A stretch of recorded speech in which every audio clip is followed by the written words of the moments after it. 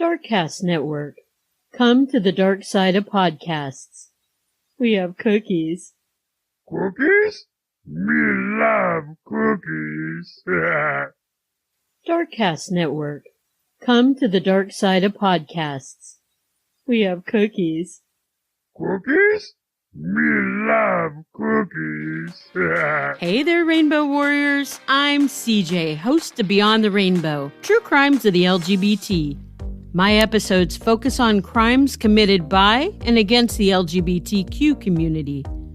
I've covered cases you probably have heard of, such as Matthew Shepard, Brandon Tina, and the Orlando Pulse nightclub massacre, as well as some lesser-known cases like the murder of Ray Hainish, the Australian gay beat murders, and the suspicious disappearance of Lisa Lynn Stone. I cover cases brought to me by listeners like Penny Brummer, who I believe was wrongfully convicted, taboo cases such as lesbian corrective rape and murder in South Africa, and Pray the Gay Away camps. I discuss gay serial killers, women who pretend to be men to hook up with other women, and trans murders. I'm opinionated and uncensored. I know I'm not everyone's cup of tea, but surely I'm someone's shot at tequila. No matter what your gender or orientation in life might be, please join me as I tackle rainbow crimes in search of unicorn justice. Remember, it's not a crime to be gay, unless you're a murderer.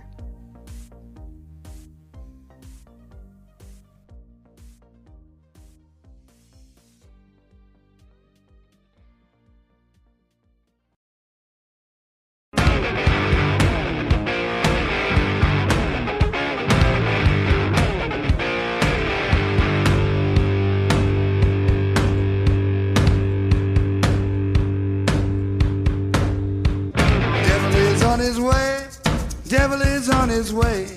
Devil is on his way, motherfucker. The devil gonna make you pay. Fall to your knees. Devil is on his way. Fall to your knees. Devil gonna make you pay. Fall to your knees. Devil is on his way. Hey y'all, welcome back to Mountain Murders. I'm Heather. And I'm Dylan. Hi, Dylan. Hey girl, what you doing? The question on everyone's mind is, how are you today? I'm doing pretty good, hanging in there, getting through the week. You got your post-4th kind of hangover? Yes, we had some great food, hung out with some good friends, and I had a good time. And of course, you always see the morning after stories and videos of people blowing their hands off. I've never seen those videos. I must be missing out. Yeah, it happens every year. Sometimes it's a high-profile famous person. I need to get back on TikTok. Sounds like. Sometimes it's Terry with his, wheelchair broken down. Yeah, that's my favorite. Yes, I don't understand why we still have to explain to people that those are explosive devices, for lack of a better word. Yeah. Like, don't stick it in your ass.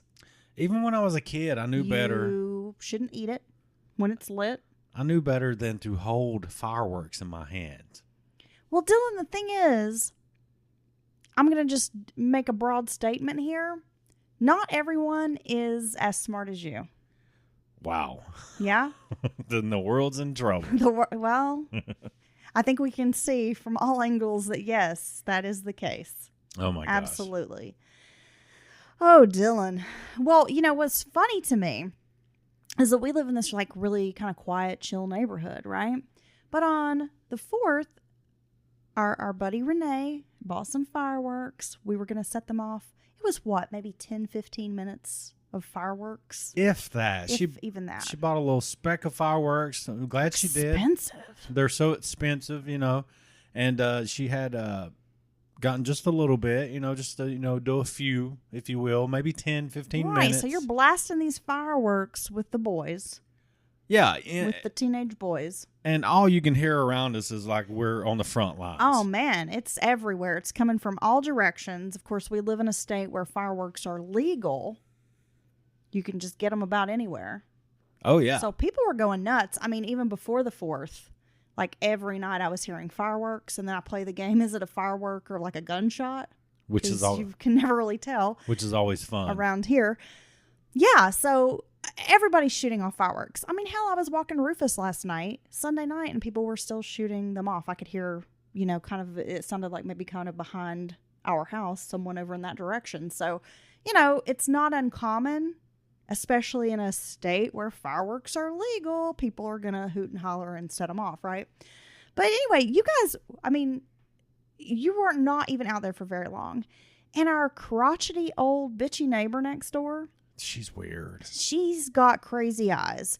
And I don't know this woman, but she drives like a fucking bat out of hell up her driveway. Just tears into this driveway, gassing it, climbing up this 30-foot driveway. Dude, I'm like, how are you getting that minivan going that fast, then quickly? She peels out, and she does not look. She does not care if a car is coming. And one day she's going to hit a kid at that park. I really feel like I've just never quite seen anything like it. But this woman, here she is putting everyone's life in danger because, I've had to jump out of the road with Rufus to avoid being hit by her because she just don't give a fuck. Right. Had the nerve to come over here and make some comment about the fireworks. And you were like, everybody's setting fireworks off? She's like, she comes out of the dark. She's like a ghost in the darkness. In her moo-moo? In her... Because I've never not seen her in a nightgown. In her moo-moo. God love her, And she never taught, it's a kind of people you try to be like, hey, just be neighborly. And they're just like, argh. Yeah. Like, oh, God. Yes. Okay. And she's just like, oh, those are illegal in city limits. As we're listening to ordinances go off all around us in the city limits. Yeah. And I'm just like, okay, and it wasn't like we were out there an hour, we're not scaring the dogs left and right or whatever, and we'd literally been doing it for minutes, a few bangs here and there. And I'm just like, okay, I was like, are you sure? Because I guess everybody's breaking the law. He's like, oh, yeah, I found out the hard way. And I was just like, okay, well, thanks. And, lit another one. Ooh, she found out the hard way. Gosh, I just, if you don't at least be the basic neighbor, like where you, hey, the hand wave. How's it going? Or, something. Hey, how are y'all? Or just some kind of basic communication. You don't have the right to, come up to someone and, be kind of a dick. A dick. I think you're being a dick. Maybe I'm wrong. Well, here's my thing. It's one evening out of the entire year for maybe 10 minutes. Deal with it, okay? Because the rest of the time, we're great neighbors. We're quiet. Right. We're not causing a ruckus. We don't go sideways out of our driveway. But I'm just like, and we've got 2 boys over here. So, let the boys have fun with the fireworks for 10 minutes. Go back to your weird dark house. I don't even know if you have power. I know, right? It's like, what do y'all read by candlelight? It's just people, man. They got some audacity. Oh, well, she didn't have that independent freedom spirit. She was not feeling it, Dylan. Yeah, well, I was just like, dude. She's not into the red, white, and blue. Whatever. Get back in your house. I feel like she's thrown eye daggers at me since that day. Oh, really? She's zipping up her driveway. Do you even see her? On occasion. Okay. Yeah. Oh, well, Dylan, are you ready to get into today's cases? It's a little different episode. We are going to talk about 2 missing persons cases. Yes. Yes, we are, and I cannot wait. So, unfortunately, these are unresolved missing persons cases. Both are very intriguing. And that's what I like about missing person cases. I mean, I kind of need the resolution, and I always wonder, oh my gosh, this poor family. But it really does leave a lot of room for speculating and considering what might have happened. Well, yeah, there's so much mystery. I mean, these cases are shrouded in mystery, and I think it's so important to discuss these missing persons cases and kind of keep them, even if they're, 20, 30, 40 years old, it's important to keep the missing, their names out there. Right. Because somebody has to know something, right? And so at some point, you hope a person will come forward with information. Well, yeah, I mean, that would be great if it happened in every single case. And it is a unique hell to have a loved one that's missing. You know, my cousin's been missing for going on this year will be 4 years. And it's hard to think about, like, what's going on with her, what's happened to her, you know? So I feel for families who go through this. Well, and I think that's a unique sadness tied to missing person cases like that, is the not knowing anything or what happened. Yeah. So let's get into these cases, Dylan. First, we will be discussing a case out of the bluegrass state, Kentucky. Are you ready? Yeah, they got horses up there. Yeah, Dylan, they do. I've heard. Any other, like, observations any blanket statements you'd like to make? You know, I wonder if horses would be like kind of uppity about being from Kentucky. You know what I mean? Be like, well, you know, my mom ran in the Derby. I'm well bred. Yeah, I'm thoroughly bred. My grandfather is the Secretariat. Oh, okay. I can see. You know, something like that. I can see Secretariat's great grandcoles being dicks. I always find the names very interesting. Or I said coals, I meant foals, I think. Well, I just ignore you from most of the time. From now on, we'll just ignore you. The weird names they come up with for horses. Oh, the racing names? Yeah. Yeah, I know. Right? God, it's such a rich people thing. The owning a race horse, you know what I mean? Yeah. And they got the little tiny jockey dude. Or sometimes it's a tiny jockey chick, Dylan. Oh, really? Sexist. They let women ride horses in Kentucky? I would make... Yeah, but they have to ride them side saddle. Ah. In a hoop skirt. Yeah. I mean, what the hell, Dylan? And they still can only come in second place. It's weird. You know, I would make a great jockey if the horse was really, really big. I was going to say, what is this, like a Trojan horse? Yeah. Wouldn't it be awesome if I won? That'd have to be one big-ass horse, bro. Yeah, I know. Hold you up. I know. Yeah, I don't think you're built for that. But we can take you to the dollar store. There's that little horse outside and put a little quarter in. The little carousel and you horse. can pretend that you're racing. You can pretend you're racing. You can even give it a fun name. Like Velveeta Cheese. Well, that's a good race name. Mm-hmm. All right, moving along here. So April 12th of 1996, I'm sure you remember this day like it was yesterday. The 90s were pretty good. They were great. The 90s were good. I would say, yeah. So this was like about a week before my 16th birthday. I'm sure I was counting down the days, right? So April 12th of 1996 started like any other day for 61-year-old Alyne Barrick, who went by Alyne. Alyne had a chiropractor appointment that morning, followed by a visit to a tanning salon. On her way home, Alyne stopped by to see a handyman who had recently been hired to work for her. Casual day. Would you say this is the height of tanning culture in the late 90s? I'm not going to say it was the height. I really feel like it peaked around that time. I feel like it peaked probably in like the early 90s. Oh. Because you got all those 80s ladies that would pour on... Well, you got 70s and 80s ladies that would slather on the baby oil, coat themselves in layers of thick baby oil. Now, this is pre-Diddy oil.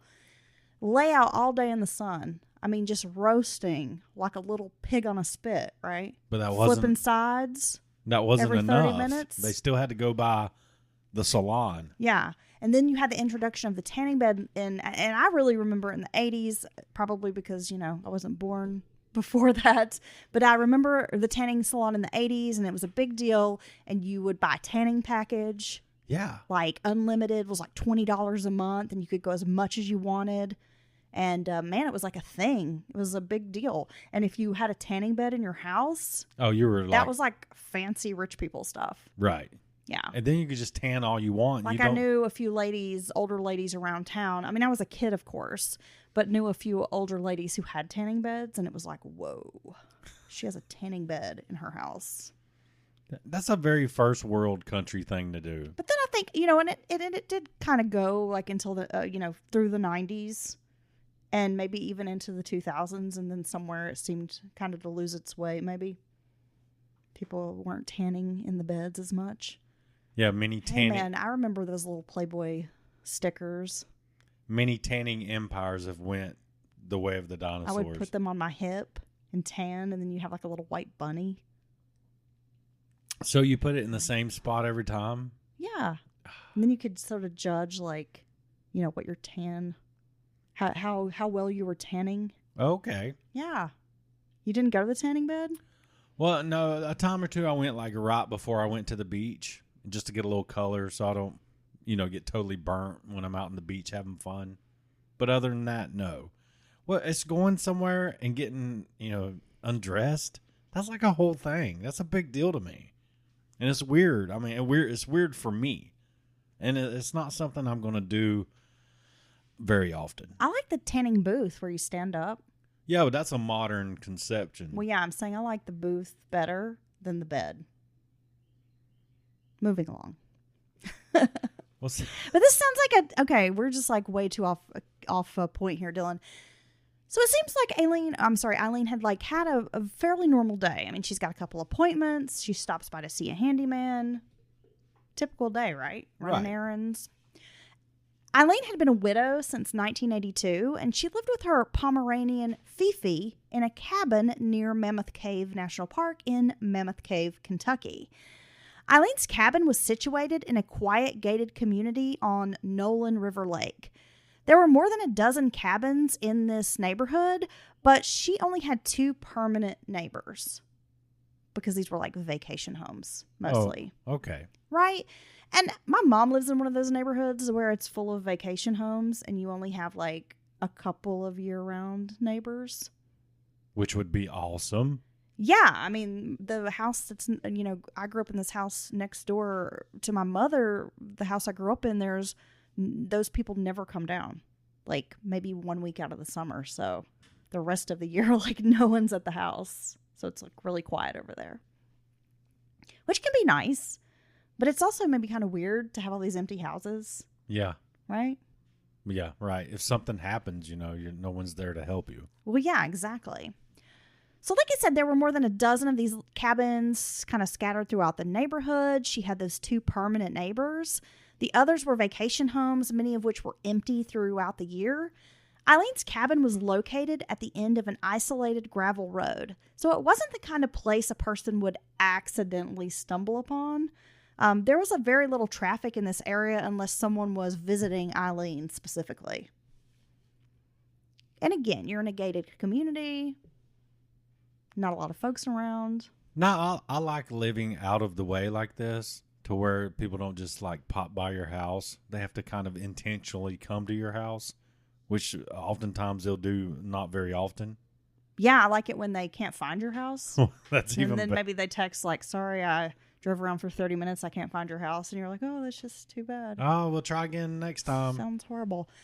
Around 2:30 p.m., Alyne took her dog for a walk around the neighborhood. She stopped to chat briefly with a teenager who was staying at his parents' cabin, then continued on her way. Alyne had plans to visit her brother, Pete Jackson, in Frankfort, Kentucky that weekend. But instead, Alyne spoke to her sister-in-law over the phone and said she wasn't coming. Alyne didn't offer a reason for the cancellation. And it seems like her sister-in-law didn't really press her, like, why? Yeah. So Why are you not coming here? Oh. well, it's not that big a deal, I'm sure. If she was going to, make a visit and then all of a sudden changed her mind or plans. 3 days passed without anyone seeing Alyne. On that Monday, her neighbor, Lawrence 9, realized that he had not seen her walking the dog all weekend. And, she had a typical routine. She walked the dog every day. So to not see her for a few days was strange. Yeah, but that's kind of something you realize after the fact. You know what I mean? Her truck was parked in the driveway that weekend, but no one answered when he knocked. Concerned, he called the Edmonson County Sheriff's Department for a welfare check. Deputies were sent to Alyne's house. Several family members were contacted, and it was clear that no one had heard from her since Friday. When law enforcement arrived at the cabin, they received no answer, knocking on the door. Fearing something had happened to Alyne, the officers broke in through her kitchen window. The house was empty except for Fifi, who was in her crate. Alyne was not found anywhere. Damn. As deputies searched the cabin, they found possible evidence that Alyne had not left of her own accord. It seemed Alyne had been in the bathroom finishing her nighttime routine when she was interrupted. She had set her cigarette down on a shelf where it appeared to like burn out on its own. Oh, I just got like the long ash and it's burnt over to the table kind of Yeah, thing. and it's probably got a little burn mark on the shelf. Yeah. Right? An unused plastic bag was sitting on the sink, indicating that she had not yet had a chance to empty her bathroom trash can. Her lower dentures were found soaking in a cup, but the upper dentures were missing. According to family, Alyne did not allow anyone to see her without her dentures in. And I think a lot of people are like that. It seems, especially women. You know, it's like the old man doesn't care. He's just like, "Rah," whatever. But I think my papa would like pop them up in his mouth all weird and then chase the kids around the house like, "Rah," and we would all run and scream and hide. Yeah. yeah, or you get the old man that makes a joke about him and his wife sharing teeth when they go out to eat or something like that. Yeah. You know? No, I've never seen like either of my grandmothers. Both of them had dentures, and I've never seen any of them without their dentures in. Well, ever, like in my whole life. Honestly, if I had dentures, that's the way I would be, I think. You would want to keep them in? Well, I wouldn't want anybody to see me when I didn't have them in. Yeah, I mean, I understand that. Plus, I think, maybe today it's a little bit more, I'm not going to say like normalized or something, but I also feel like, there was a bit of a stigma maybe for some folks growing up. But you know what? People have dentures for a lot of different reasons. Well, it's true. Like my Nana, my dad's mother, she had dentures because when she had my aunt, and this was back in the 60s, she like lost a lot of blood. Like there were some complications and they gave her a bunch of like iron shots. It made her teeth go sour. Like turned her teeth black, and then they started falling out. Damn. Yeah. And she was very young when this happened, but it was like through no fault of her own. It was just some very strange medical procedure of, back then. Yeah, and I used to work with a woman who'd been in a pretty terrible car wreck. And, when she was younger. And I think, I never knew for sure, but we suspected she had, like, her top teeth were not real or whatever. But that would be a terrible thing to deal with as a young person. Well, nowadays, like, they're so good, I guess, at creating, like, these... I don't know if that would be considered like orthodontics or what that's considered, but they're so good at it that, they really do a great job. And in the world of like people having veneers, and their teeth capped and whatnot, you really can't tell. Well, and you get the implants, the cost of implants have come down tremendously. They're so really expensive. But they used to be like, tens of thousands of dollars. And now I think it's a little bit more obtainable for people. But, your teeth are a big deal. They are. They really are. I say this, and I probably haven't been to the dentist in I don't know how long.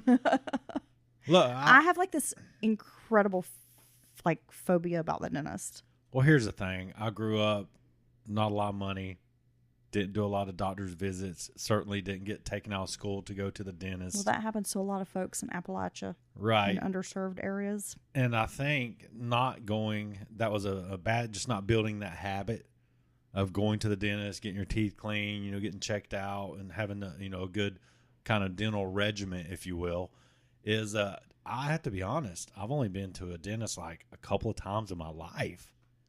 And I know that probably sounds weird to some people. Well, no, I think a lot of people have experienced that. I'm lucky, I have, I guess, quote unquote, good teeth. You do have good teeth. But I have a fear. Or just them when they get in there working around, even like a normal cleaning, it's just really weird to me. It's foreign to me. Well, I think, and then I'll move along here. I had some like dental issues as a kid. And I it wasn't necessarily like, oh, like, I was a little kid who didn't brush her teeth or something. I just think I maybe don't have great teeth in general. And maybe it's hereditary because, like, other people in my family have dental issues as well. And they take care of their teeth, And I've always been, like, really, I guess, vain about my teeth. Brush them, floss them. When you had braces, too, right? Bleach them. I had braces. And I did have dental, I did get dental care as a kid. But I had like some dental work done as a child. And really, I mean, I know everybody throws around the word traumatized, but like it was pretty traumatic and freaked me out. And even as an adult, like I get so much anxiety when I go to the dentist that I'm like sitting there in the chair almost shaking. Oh my gosh. Like it really freaks me out. I hate it so much. You poor little thing. Yeah, I had like a weird silver cap on my crown on my tooth or whatever, like a silver tooth in the back, and just a little running around, knocked my front teeth out. Didn't have any front teeth from like the ages of 4 till I was like 7 or something. Damn. Yeah. Little gnarly tooth kid. Anyway. You little toothless trailer kid. Yes, true. Well, and I did live in a trailer, so there you go. I ain't ashamed. Soon they noticed blood stains, but they were really tiny, like almost little blood droplets, on Eileen's bedclothes. The sheets and blankets were balled up in the center of the bed. A glass that she usually kept on the nightstand had been knocked onto the floor. Eileen's daughter, Kay Biggers, later stated that she believed her mother was trying to reach for a gun that she kept in the top drawer of the nightstand. Possibly. Blood drops were not large enough to suggest that she'd been murdered, at least like not inside the cabin, and the bed's fitted sheet was missing. A sofa in the living room looked like it had been pushed out of place, and there was a small amount of blood, like little drops, on the carpet. When law enforcement arrived, they noticed there were no signs of forced entry, and all the doors were locked, and all the lights inside the house were turned off. Damn, that's weird, but there's definite signs of a struggle. Yes. Alyne normally took out the trash every evening. There was a bag of trash found on top of the kitchen counter. After listening to the messages left on Eileen's answering machine, deputies determined that whatever happened occurred on Friday night. Law enforcement canvassed the neighborhood. No one recalled seeing anything out of the ordinary. But again, she doesn't really have many neighbors. So, I mean, who's going to see what? Well, I mean, this was before people really owned security cameras. We didn't have Ring cameras back then. No, and I think it's easy to forget in the modern day how that was just a closed-circuit TV in a private home. Most normal people didn't have that. No, I mean, the fanciest most people got was like you had a motion sensor, like a floodlight that came on. Yeah. Maybe. Which was a big deal. The young man, who was probably the last person to see her, told authorities that he had chatted with Alyne for a few minutes on Friday while she was walking her dog. At that time, he didn't notice anything unusual. Alyne had the same friendly attitude as always. He told detectives that Alyne had been wearing denim shorts and a blouse when he last saw her walking along Laurel Ridge Road. Eileen's family assisted investigators in determining the only items missing from the home were the fitted sheet from the bed and a small clutch purse. Alyne left $400 in cash in her freezer, like at all times. Her children, she had $4, by the way. They all said their mother would keep like kind of a large amount of cash in the freezer for an emergency type of situation. Right. And they did find $400. So someone did not take this money. She didn't take the money either, if she was to all of a sudden leave or something like that. Right. So the money was unbothered. The keys to her truck were in their usual spot. And like I mentioned before, the truck was parked in the driveway. However, a key she normally kept hidden under a fake rock outside the house was missing. There you go. Alyne was listed as a missing person. Soon after, the county sheriff's department handed the case over to the Kentucky State Police. The blood detected inside the home wasn't enough to confirm that she was dead, but investigators suspected Alyne was no longer alive. Several large-scale searches took place, even one as far back, but even in 2016, they conducted another large search of the area looking for her. This has been going on for years at this point. Damn, it's like 2 decades in, right? The area around was rugged and hard to navigate. Helicopters and dogs assisted in the searches, but investigators never found any sign of Alyne. Investigators theorized that Alyne was attacked inside her home, probably in the bedroom, and then wrapped in a fitted sheet. Someone then carried her out the door. They suspected her body was buried within a few miles of her house. It was also likely that Alyne knew her perpetrator. Because again, her children said she never went anywhere without her teeth, and that it was very unlikely she would answer the door like having taken her bottom dentures out. Right. That just was not her. Eileen's daughters agreed with this theory. They knew Alyne had this very kind of specific nighttime routine, and it was interrupted. Their mother, again, would never open the door to a stranger, especially at night. She had already taken out her dentures, again, which indicated to her daughters that she was not expecting company. Yeah, and she's ready for bed. Eileen's children understood from the beginning that she was probably deceased. They focused really on locating her body because, above all, they wanted to give her a proper burial. It's so strange. I mean, it's this type of case in a situation like this leaves you with so many questions. It really does. Eileen's family offered a $5,000 reward for any information that contributed to the recovery of her remains. Some tips came in, but none were successful. People around Mammoth Cave were in shock. Alyne was well liked. People called her the Rose Lady because of her beautiful flower garden. Like, she was known around town for having this beautiful garden. Alyne would often pick bouquets, especially like bouquets of roses from her garden, and would bring them to town. And she would hand the roses out to employees at the bank.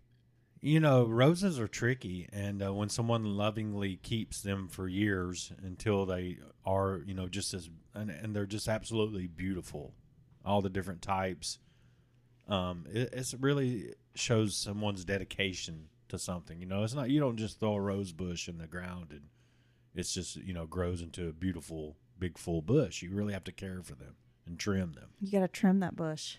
Well, you have to work the bush. You got to water the bush. You do. Yeah. You have to look after You sound like you're like a bit of a bush expert. We have to look after the bush. I didn't know you were the landscaping type, Dylan. Well, yeah, I actually love bushes. Well, you did trim the bushes out front. I did. They're nice and presentable now. And they came back. They really livened up. They did. I know. I didn't even know they flowered. When we first moved in, those bushes were really haggard and scraggly, and we were just like, what the fuck? Looked like something had died in them. Like, we didn't know what was going on. No, and I contemplated ripping them out. But you shaped them up. Yeah. And this year they were quite lush. And there were beautiful gardenias that blossomed, and they smelled so nice. Oh, is that what it was? Yeah. Okay. Yeah. I thought you knew all about bushes. Well, I know when I see it. When I see bushes, I know. I'd be like, well, Have you seen a lot of bushes? Yeah. Like over the years? Well, When did you first take an interest in bushes? Stop saying bushes. Well, no. We're all excited about your green thumb, Dylan. I don't know. I've always liked bushes. Okay. Just ever since you can remember? Yeah. Different kinds. No specific shapes or sizes? No. You're accepting of them all? All bushes. Okay. Nice. So again, she would hand out these roses out to the employees at the bank. And though Alyne was considered pretty straightforward with people, like she didn't mince words, no one believed she had enemies or that there was anyone out there who would want to hurt her. Right. Law enforcement felt someone in the area was responsible for the crime. They made public appeals for information, but again, no one came forward. In 1997, Kentucky State Police brought in divers to search Green River in Mammoth Cave National Park. Other bodies of water were searched, but there was no luck in locating human remains. The search for Alyne continued for 29 years, up until present. At this point, investigators are concerned about the passage of time because many of the original investigators have retired. Many of the folks who were interviewed back in 1996 are no longer with us, moved on. Yeah, that's what happens on these kinds of cases. Witnesses go away and things like that. Alyne was reportedly dating a younger man, and by that I'm not really sure if he was 2 years younger than her or 10 years, 20 years, I'm not really sure. But no one knew his name. Like she had maybe mentioned to her daughter she was dating someone, but she never said who she was dating. Which I understand people being A little private. a little bit private, but if something happens, that kind of you don't know where to go. You don't have anything to work with. But I guess you're not expecting something to happen. Well, that's true. I mean, think about it. Every time you've ever gone out on a date with someone, were you in the back of your brain thinking like, I need to let somebody know this person could do something terrible to me? Well, wouldn't you? Have you ever done that? Well, yeah, of course. But I'm also like, I'm a little nuts. Be like, I'm a little paranoid. No, I would always text my friends and be like, hey, I'm going out with this person. if something happens to me, so and so did it. Maybe. Or just, this is who I'm going out with and this is where we're going. And if you don't hear from me like before midnight or something, let me, just keep an eye out for me. Yeah. I've never done. I think that's more of unfortunately, something females have to worry about. Women compared to men. Kay Biggers theorized that Alyne's handyman might be responsible. He relocated out of state soon after Alyne's disappearance. The alleged suspect is a registered sex offender in another state and has a long history of violence against women. Damn. So the handyman could have done it. Possibly, and it does seem like this handyman has been one of the top suspects for police. It's really been a matter of finding evidence and connecting the evidence to this person. Because, that was part of the issue with Alyne's disappearance is they don't really have a lot of physical evidence to go on.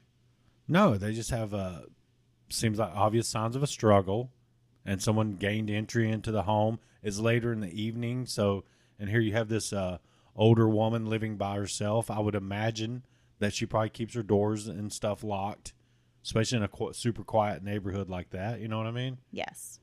So and I did find this suspect's name online, but I decided not to report it because, he hasn't been charged with a crime. Right. But I did find his information, and there was a website that posted all of his criminal history, and the guy is dangerous. Damn.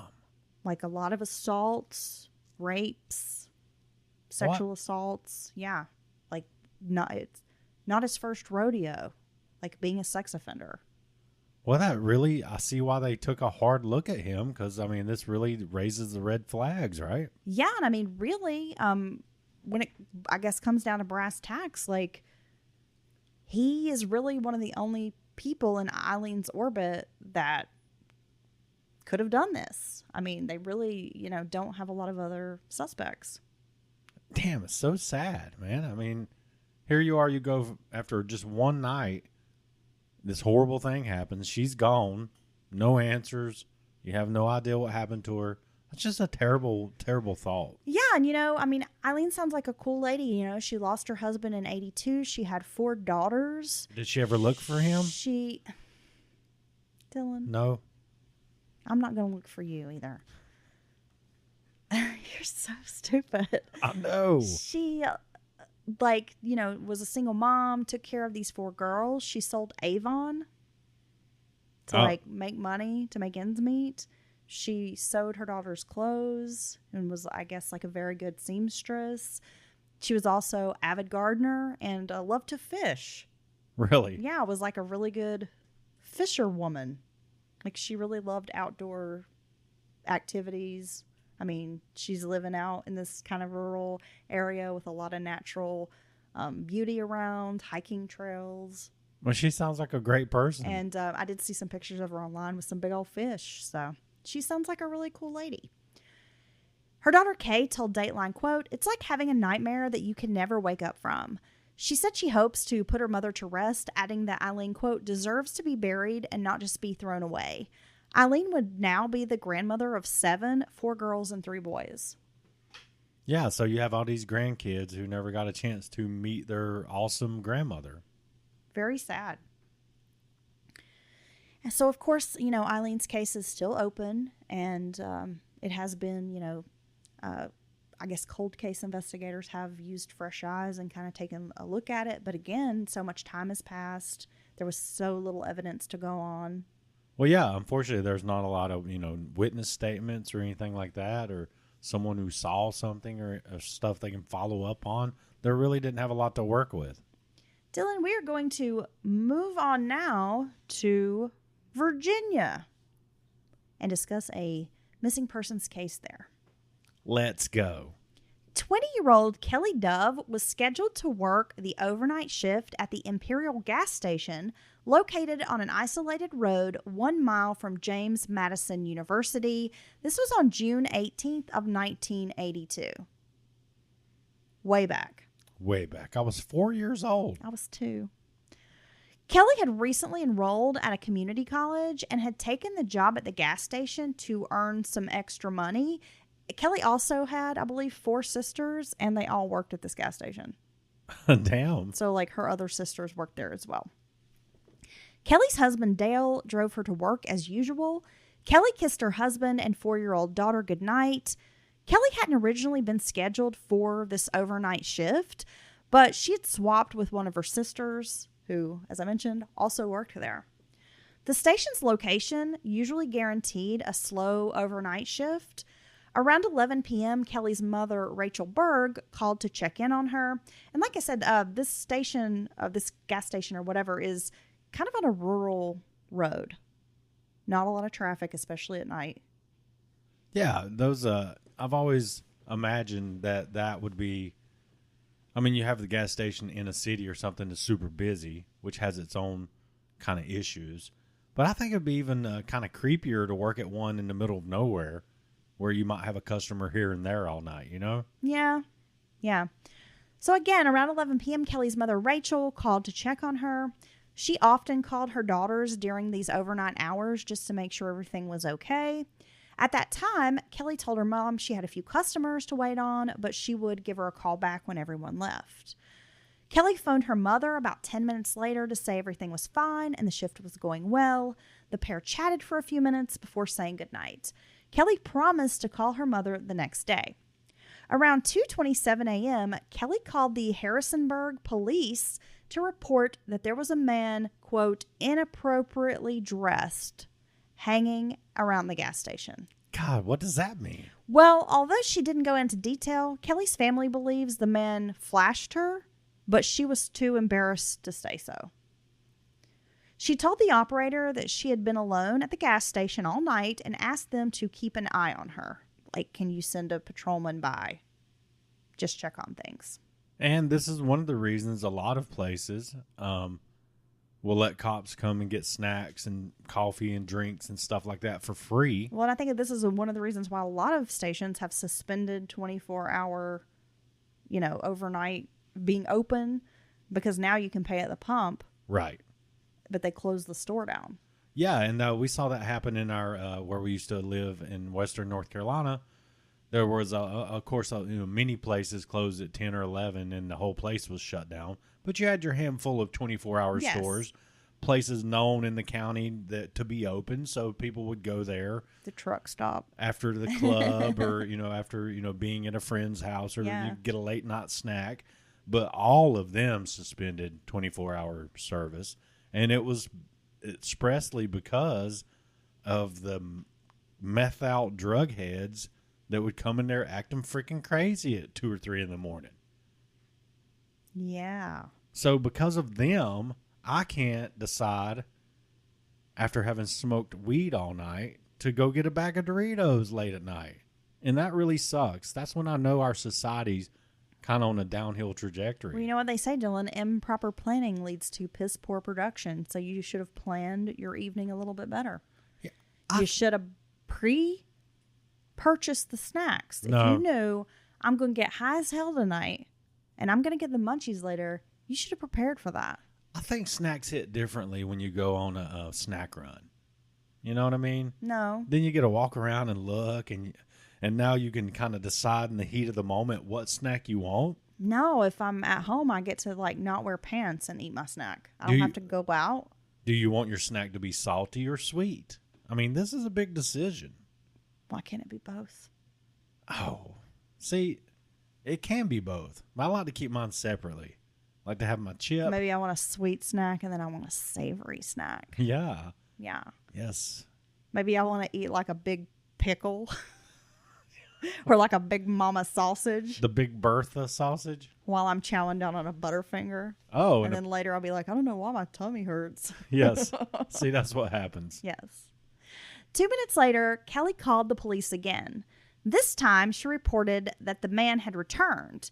He was using the payphone outside the gas station to call her. When she answered, the man made obscene comments before hanging up. She told the operator that he was driving a silver Ford. Kelly asked if police could be sent to remove this man. How scary is that to think, you're alone at a gas station, middle of the night, and you've got some weirdo lurking in the darkness. Yeah. You don't know what they're doing. Calling you from outside on the payphone? Yeah. That's like something from a horror movie. Well, and I think a lot of young people don't really understand how, I'm not going to say prominent, but like obscene phone calls was a thing Yeah. back then. You didn't have call tracing, so you didn't know who was calling you. You were having an anonymous call in, and people would do this. Well, I mean, I remember even being a kid in the 80s and women talking about like having an obscene phone caller. And like a lot of women would not publish their name in the phone book. Right. It'd be like they would use an initial or something, or they would have their deceased husband's name on the account or published so that they didn't have a female name. Or just have it unlisted. Because weirdos would call like random women in the phone book and say crazy stuff. And you could, it wasn't easy to just block a caller or something. That was something unheard of back then. Yeah, and heavy breathers. That was like another weird thing because I remember as a kid, I think we had a heavy breather call for like a hot minute. We thought it was like the pervert neighbor across the street. He would just peek out of his little blinds and stare. That's such a weird thing to do. We called him the peeper. I think I've told you about the peeper before. Now, I've always wondered about the heavy breather. Do they actually get true heavy breathing? Because like if you're just calling me and you're fake heavy breathing, I think I would feel like your heart's not in it. But if you call me and you're obviously you're exerted, like you're just, I'm like, okay, well, at least, they jogged around the house or something. They're really putting the work in. Yeah, maybe they were on a mini trampoline. Yeah. See, I could appreciate that. At least you are genuinely heavy breathing in my ear. Sweating to the oldies. And just people saying, who is this? What do you want? It's just such an odd thing for me to even think about now. These phone calls. But I mean, I guess it's the equivalent of like someone creating a fake account online to send you dirty pictures or a dirty message. I mean, that still happens. It does, but there's a creepiness to the kind of old school just harassing you over your phone. And I think it's the fact that that's all you're working with. You know what I'm saying? You don't have anything else to go on. Well, and oftentimes, your name is printed in the phone book, so is your address. Right. So if you are a female who lives alone and some weirdo has found your number, they also have your street address. Which is strange. So they could be outside like, it's me again, Margaret. Are you naked? Well, I don't understand nowadays why you can just Google a random person and get so much information. I think that should be protected. Well, yeah. I mean, people are, government officials are really concerned about privacy on social, like TikTok. Oh, well, it's a privacy concern. Right. But they don't care that there's like free people search that has your name, all of your relatives, every address you've ever lived at for the last like 20 years. That's crazy, available. Right? Yeah. Just a quick Google search. Kelly called again. Now, this is the third time she calls police, Dylan, at 2:31 a.m. to report that the man was lurking around the station. She sounded frightened at this point. Kelly said she needed immediate help, but then the call was abruptly disconnected, and the dispatcher thought she heard a bit of a shuffle before the call ended. See, they should have already sent somebody over there to check things out, don't you think? Police arrived within minutes of Kelly's third call. The gas station was empty with no sign of Kelly or the man. Nothing inside the small store seemed out of place. Kelly's purse and a magazine were found behind the counter. A cigarette was burning in the ashtray. No money was missing from the register. Police quickly concluded that robbery was not the motive. Damn, these cops are good. As soon as Kelly's family was alerted to her disappearance, they all rushed to the gas station. Even though Kelly reported the suspicious man harassing her, this information didn't get passed on to the officers. So they were dispatched to go to the station, but the operator had failed to tell them, by the way, she's got a weird guy stalking her and harassing her. So there's no perimeter, there's no cops riding the roads, seeing if they see anything. Damn, dude. Well, yeah, they didn't even know. I mean, Well, they're I'm just saying. like, what are, you know, Like they're just not even sure why they're here. They just get a call to go by the gas station and look around, see if you see anything. Yeah. I mean, that's pertinent information that needs to be passed along. Exactly. From the start, investigators believed they were dealing with an abduction. Kelly was not the type of person to run off. Her mother explained, she'd gotten pregnant at 15 and married soon after. Kelly was described as a loving mother to her 4-year-old daughter, and her marriage, by all accounts, had been a happy one. So there was no reason for her to just take off. She'd also recently started this job and again had enrolled in a college program. Listening to Kelly's calls to the emergency operator, it was clear that she was genuinely scared. Each call seemed to become more frantic. Police believed she was abducted during the final call when the line disconnected suddenly.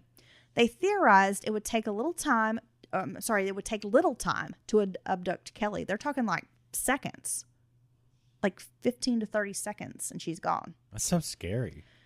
What they believed happened was that the man had positioned his car by the front door. He was probably armed, and that's how he was able to subdue Kelly. Her family knew that she was a fighter and that there was no way she would leave without a struggle. Kelly had always been quick to defend herself. So they knew, like, he has to have a gun or something. So she wasn't a timid person. No. I mean, her mom, recalled stories about when she was a kid. She didn't care to punch somebody in the nose if they done her wrong. So she's feisty. Another gas station clerk called the police to report a man had been hanging around their parking lot about a half hour before Kelly was taken. The man was described as being in his early 20s with shoulder-length blonde hair. He was driving a gray car. It was a bit too vague to really get a clear idea of the guy's appearance. And also, it was kind of hard to tell if this was the same man who kidnapped Kelly. But you've got the gray car. Kelly's calling it a silver car. Yeah. I mean, that's a coincidence, right? Well, being creepy. Well, yeah. I mean, how many people just go hang out at the gas station parking lot? Be like, what are you going to do this evening? I'm going to go down to the gas station parking lot and lurk. I'll see you later. Of course, I mean, the 80s were a different time. People did go hang out at gas stations in the parking lot. I mean, I remember that being a thing. I'm going to assume there's is this a business with no closed circuit TV? No. I mean, it was 82, most rural gas stations are not going to have that kind of thing. Kelly's sister said it was quite common for women working alone at night to receive vulgar and harassing phone calls. They were also accustomed to the occasional obscene gesture. Right. After Kelly's abduction, those kinds of calls stopped at the Imperial. It was unclear if the caller had specifically targeted Kelly or if they were connected at all. But her sisters found it very odd that they had been getting these calls for, months, weeks, whatever, and then after her disappearance, these calls just stopped. Well, damn, that's something that you would notice, right? I mean, that seems connected to me. Like Eileen's case, lack of evidence was frustrating for law enforcement. Police in 1982 interviewed suspects. However, no arrest was made. Years went by, and Kelly's case became cold. She was declared legally dead in 1989. Kelly's cold case was reopened by Harrisonburg police in 2020. Old evidence was retested. Using the DMV, law enforcement was able to narrow down like through vehicles, what they felt like was a single suspect. Really? Law enforcement does feel they are in a better place today with rapidly developing forensic technology and could eventually solve Kelly's case. Damn. But it's one of those things where they think they have a suspect, but they just don't have enough evidence to charge this person. Yeah, I mean, that's the whole name of the game, right? About 30 hours after Kelly disappeared, now this is strange. Let's talk about this. About 30 hours after Kelly disappeared, an 18-year-old waitress named Paula Chandler was reported missing near Charlottesville, Virginia, which is about 70 miles away from Harrisonburg. Her body was found in the Rivanna Reservoir. Then on June 12th of 1982, 12-year-old Katie Worski went missing. A man named Glenn H. Barker was tried and charged with Worski's murder. Rachel, Kelly's mother, reached out to Katie Worski's mother, and the women compared notes. Rachel Berg tried to get the Harrisonburg police to investigate Barker in her daughter's missing persons case. Damn. But they refused. Why? Her mother said, quote, "We were never satisfied with the way Harrisonburg police handled the case. I think they bungled the investigation from day one. She noted that the scene at the gas station had not been secured and customers were walking in and out of the store. So if there had been any potential evidence, it was contaminated." Right. Now, this is what's really interesting, Dylan. The FBI profiler, Robert Ressler, I think we've all heard of this guy, reviewed Glenn Barker's psychiatric evaluations and the 3 missing persons cases. Of course, 2 of those were murders. Ressler believed that Barker had a psychopathic personality consistent with the profile of a serial killer. He also thought Kelly Dove's disappearance could very well be linked to Barker. However, the FBI had no jurisdiction and was only providing consultation. Nonetheless, a Charlottesville investigator who worked on Katie Worski's case admitted that not enough was done to investigate Barker's connection to the Dove disappearance and the Chandler murder. Damn, dude. Glenn Barker was convicted of second-degree murder and sentenced to 18 years, but with time served and good behavior, he was out within a few years. He really only served not even half of his sentence for murdering this 12-year-old girl. This does not make any sense to me. Barker was also suspected in the deaths of Heather and Cynthia Johnson. So after he was released from prison in Virginia, he moved to Richmond. Cynthia Johnson was involved in some type of relationship with Barker, a romantic relationship. The mother and daughter were killed in their home before it was burned down. So any physical evidence was likely destroyed in the fire. Damn, this guy looks good for something like this. But he's always been a top suspect in this murder of the Johnson women, the mother and daughter. Barker was convicted in the 1981 attack of an 18-year-old female. He held her at knife point and tied her to the bed, but she was able to escape from his bedroom. So even before these women went missing, he was living in North Carolina in 1981 and attacked another young woman. This guy should not be on the street. So regarding Kelly's case, this is some interesting stuff, Dylan. So it was reported that Barker sometimes drove a Ford, as Kelly had described. In the days after Kelly's disappearance, he was seen spray painting the car a different color. Charlottesville, where he lived, was only 70 miles from Harrisonburg. Right, that's not that far. No. So it's possible that he could have traveled out to Harrisonburg for whatever reason. Well, if you're going to do something like that, you leave your town, go to a few towns over. The young woman Paula Chandler that was murdered, she was a waitress and worked at the same restaurant. It was a Mexican restaurant, and she worked with Barker. So he had a connection to her as well. See, a case like this, a guy like that, really makes me wish we had like some kind of frontier justice still. Now, it is my understanding the 12-year-old girl, Katie Worski, was having a sleepover at, I believe it was a woman's house that he had been involved with. And she was having a sleepover, and this girl was like taken from the sleepover. And targeted from the sleepover. And the guy does a handful of years in jail over something like that. How does that work? I don't know, Dylan, but years later, it was discovered that he, he got out of jail and whatever, had run-ins with the law. Even after prison, he went to New Jersey to live and got hired at some kind of like a rec center or like YMCA. And they didn't do a background check.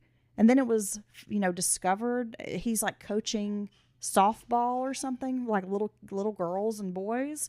And then someone discovered that he had been in prison for murdering a 12-year-old girl. So obviously he was let go. But there was like massive, community outrage about this, and it forced this Y or whatever to start doing background checks on employees. Well, they should, because they just hired this guy who's like a rapist and a murderer. That's crazy. It is crazy. Now we should, as a community, we should be able to hunt people like this down and kill them. I'm serious. I just don't get it. Katie was last. I'm going to give you more details about the Katie Worski case. So she was last seen at the home of her friend, Tammy Gates. They were having a sleepover. When Tammy woke up at 5 a.m, Katie was gone. Tammy's family had just kind of assumed maybe she had gone back to her apartment, but then her parents hadn't seen her. At the time, Glenn Barker was a clerk at a nearby gas station, and he became a suspect pretty early on because he had a criminal charge of kidnapping and raping a young girl at knife point back in 1981. Barker admitted to police that on the night Katie went missing, he went to Tammy's house to give both of the girls beer. His apartment was searched, and they found blood-stained towels on his mattress and Katie's underwear in his closet. But Barker maintained that he was innocent and the evidence had been planted. Right. Yeah. So he seemed to have some kind of relationship with, I guess, this Tammy. I don't know if it was her mother, but he had some kind of relationship with an adult in the house. So as I mentioned, he was found guilty. He went to prison in January of 83, but was paroled in 92. And in 1996, that's when Cynthia Johnson and her daughter were found murdered. Again, the house was burned down. Barker had told the girl he raped in 1981 that he'd burn the house down to destroy the evidence if he killed her. So this information had come out. And again, his guilt has never been proven in that case, but he is still suspected as like the top. Well, he's like the top suspect in the case, and is also a suspect in several other cold cases. He does have blonde hair. Really? From what I read online. Now I saw a picture of him and it looked like his hair was dark, but in like a newspaper photo, you can't really tell. But the person at the gas station who had called to say, hey, there was also a weirdo lurking over here, described the guys having like long blonde hair. Right. It's just disgusting. A guy like that, he's just harming people, killing people. And, it's like, yeah, I don't know. I know they have to have evidence, good evidence to bring charges and go to trial. But, you already had him. And I think rape and murder? How is that just not life with no parole? I mean, you get one chance to do something horrible like that, right? So it turns out Tammy's mother's name is Carrie, and he had been in a relationship with her at some point. So that's how he had access to the apartment, the girls, potentially. Yeah, and that's what these weirdos Probably knew there was a sleepover happening. Yeah. Yeah, they, date women with children. That's what they do because they're monsters. Well, Dylan, those are 2 missing persons cases out of Appalachia. I think oftentimes our region is overlooked a bit when it comes to missing persons cases. they don't quite make the news in a way that maybe city folk who go missing, they kind of make the news a little bit more.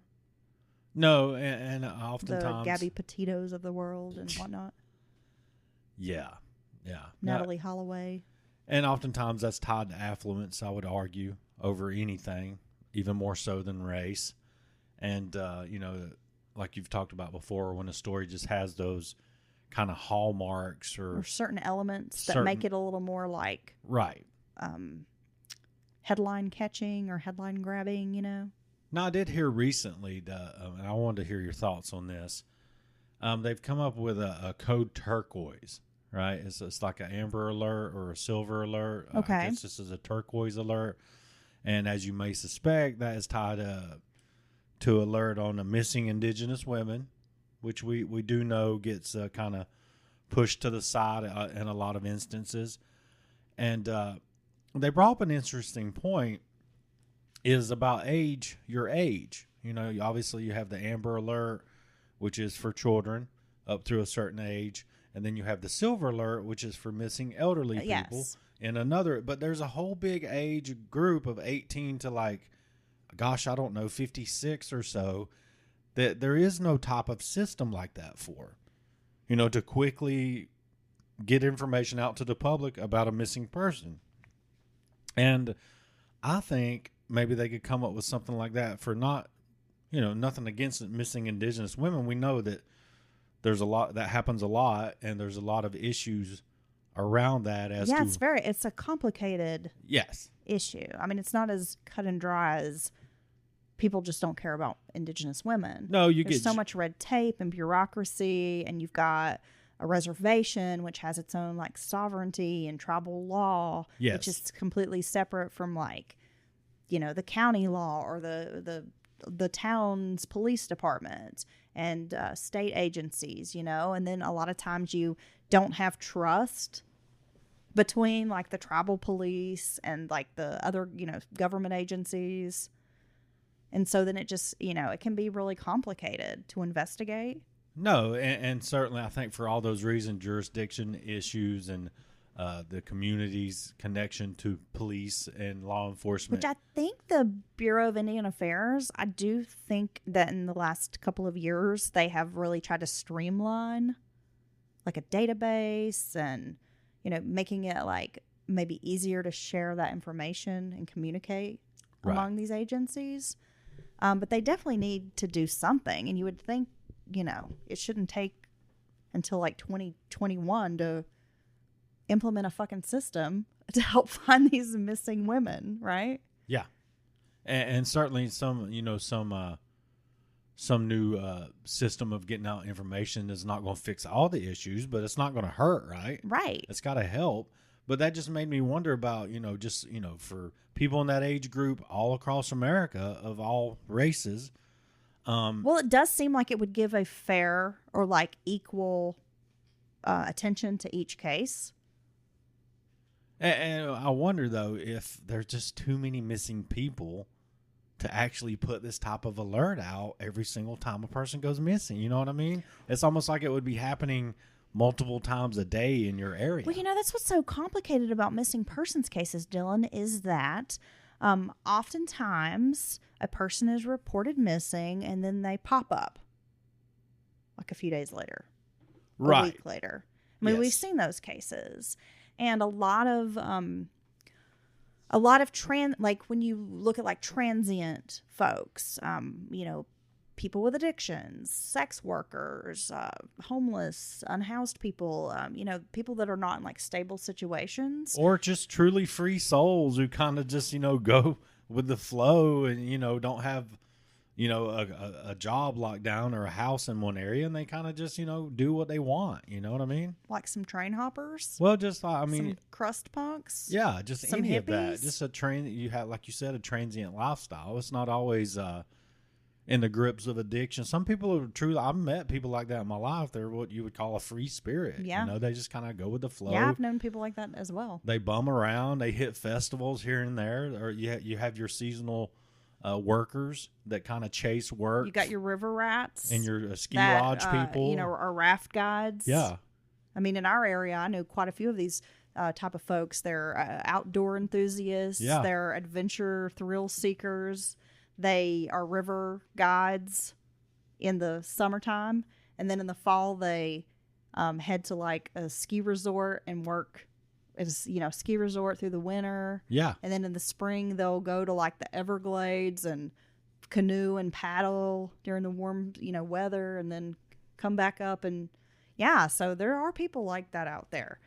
But, I think when you are looking at like marginalized folks, they often are out of touch, maybe with their friends or families for days at a time. It might not be unusual if a person is unhoused to go, a week or two without speaking to a relative, and they don't always have a cell phone or access to the internet, that kind of thing, to shoot a quick email or whatever, and then so a lot of times those folks get reported missing and then they pop up some days later.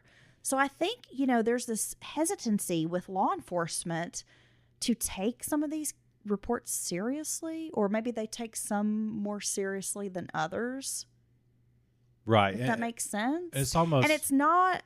I mean, I can see why they do it, but, but then we also are like, but this is not fair. Like, everyone deserves equal attention, right? Right. It's tricky. It's complicated. And I know that they don't have a lot of funding and resources to invest in these adult missing persons cases. They don't have the manpower.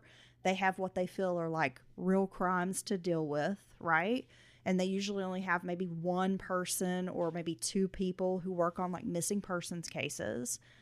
And they can often be difficult. I mean, these are the kind of cases that we just discussed too, where there's little evidence. It's like now you see them, now you don't. But where'd they go? I mean, where do you start? Well, no, in both these cases you just described, I don't care if you brought the full weight of even all the way up through state, the state or federal agencies, full weight of their resources. I don't think it changes the story that much. I don't think they get any further with the investigation. You know what I'm saying? Well, it doesn't. And I understand people get frustrated. Your loved one is missing. Your friend is missing. And you're like, what? I mean, I've been in the boat too, where you're like, what the fuck is law for? What are they even doing? Like, have they investigated? Have they talked to anybody? Have they interviewed people? Like, I have a list of people. Have they talked to any of these people? But at the same time, it's like they can't make evidence appear. So right. If they poke around and they interview some folks and they're not getting anywhere, I mean, you can't make people tell you the truth. It's not legal to beat it out of them, right?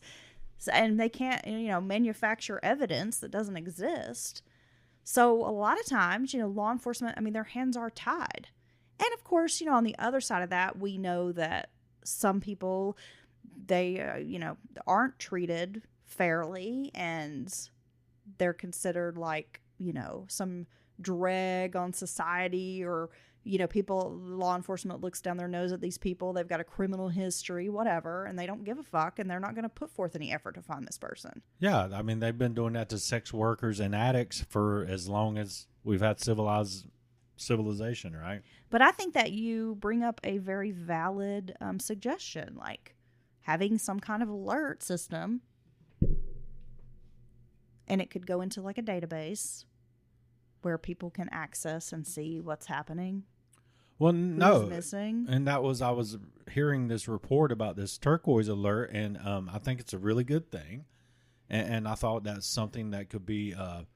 But I also do think in these marginalized communities and stuff, I think the real growth and help that's going to get real change is going to come from inside, like almost a cultural change in that community, to say, hey, we've got to work with law enforcement. Well, you've got if our friend is missing, yeah, we want to find her. Like, we have to work with law enforcement. You have to talk to them, and you have to talk amongst yourselves. Yeah.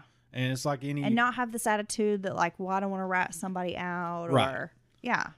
or be afraid to say, hey, because a lot of times in missing people cases, they don't care if you was going to go with such and such to get drugs, or they don't care about any of that. They really do want to find the person. You know what I mean? So you can't be scared to kind of just put it all out on the table in hopes of helping find this person. Yeah, I agree. But some of the things they were describing in that, as far as cops not taking it seriously, and they're saying you have to wait so long, and then you got to do this, and kind of jumping through these hoops. We've heard that 1,000 times here on Mount Murders in missing people's cases, and it seems very frustrating.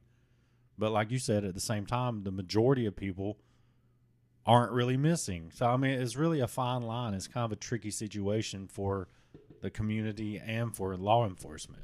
Now, there's been egregious cases where the cops have just really screwed the pooch, and I think they certainly deserve to be called dumbasses and, asked what are you really doing when they in those cases. Well, there are bad apples everywhere, not just in law enforcement. I mean, we can't really just point the finger and be like, these people are bad. I mean, you have lazy people everywhere, right? I'm sure you've worked with lazy people who are incompetent, who don't want to do their job. Yeah. I mean, that's across the board, right? You're going to get that in any position. But, I think we do kind of hold law enforcement a bit more to a higher standard just because of the nature of what they're doing. Right. And we do have those cases where they just completely disregard a missing person. But we have other cases where, they really do try their damnedest and they just don't get cooperation. There's no information available, no evidence, no one to come forward. And the sad part, in these cases is that there most likely is always someone who knows something and they just don't speak up. Right. There's always someone who knows something. And I just wish more people were willing to, I don't know if it's to be brave or what, but, come forward with information. Because you hear so many cases where a cold case is solved, and it's because 30 or 40 years later, someone's ex-girlfriend gets mad at him. Reports, on that day back in 1982, he came home with blood on his clothes. And I lied for him. Yes. Yeah, and then 20 years later, they come clean, and that kind of gets the ball rolling on the investigation again, and, ends up solving the crime completely. It's like you sat on that information for 20 years. I could never live with myself in a case like that. Well, I couldn't either, but everyone is different, Dylan. Well, I hope that these families eventually do get some closure. I mean, to say this is, unsolvable, I don't think we can say that because there have been so many developments in forensics. And again, somebody out there knows something. So I think there's always a chance. And, we really shouldn't give up hope that these cases can be solved. Well, no, and a lot of the retesting, things like that is very expensive. And, I think there's other ways we could, as a society, address these issues, maybe make some public funds available or whatever. I don't think testing or retesting evidence should ever be a barrier to a case. Well, I know that you are a big advocate for DNA testing, rape kit there testing. Should not be none of that should. There should not be a single kit that's not been gone through. Well, it's disheartening because we do waste a shit ton of money in this country. Yeah. On just asinine and ridiculous things, and we really should be funding our criminal justice system a little bit better, right? Well, no, and I think you see, I think that's the kind of stuff government should do, and in the pursuit of public safety, that's where, like I said, invest in the crime labs. Yeah. Well, and that's like all the time. You see, just like with Kohberger recently, I said, you never hear anyone arguing against spending money, and it's just you always hear that come up.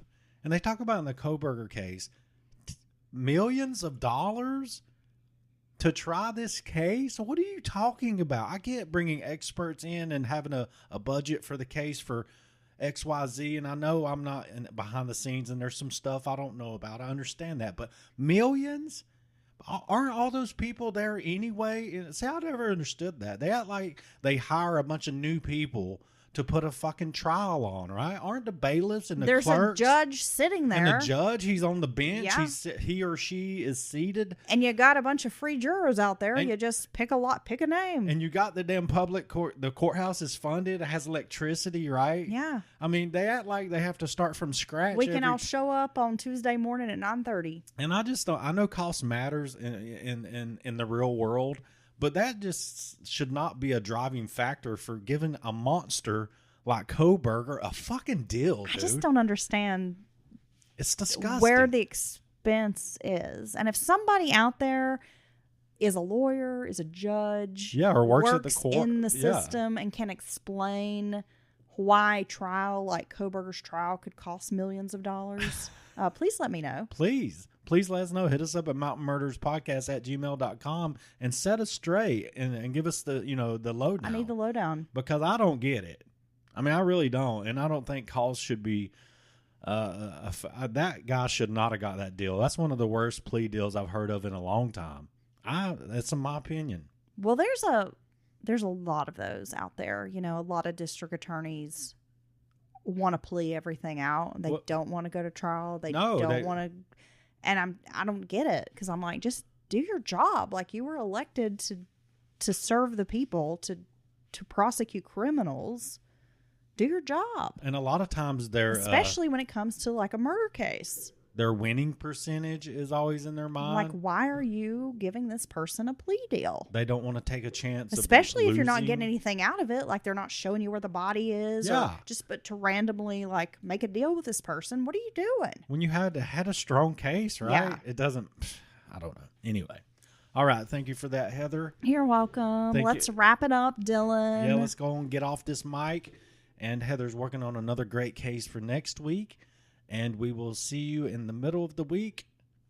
And I will rant some more. If all goes well, next week's case will be much lighter. And we'll even have some fun moments, perhaps. Oh. So it's kind of a wacky case, Ooh, right? I like to be silly. Yeah. Well, we'll have a chance to be silly. So hopefully that's going to work out. I have 2 books to get through, so we'll see how that goes. All right. So thank you again, Heather. Thanks to our listeners. And thanks, obviously, to our patrons for your direct support. We'll catch you next time. Yeah, well, before you say goodbye, Dylan, I wanted to mention real quick, I've gotten a few listener stories sent to us. Yes. Over the last couple weeks and months. So if you have a listener story, you want to be part of a listener episode, give us a shout. mountainmurderspodcast@gmail.com. We'd love to hear from you. We take all stories.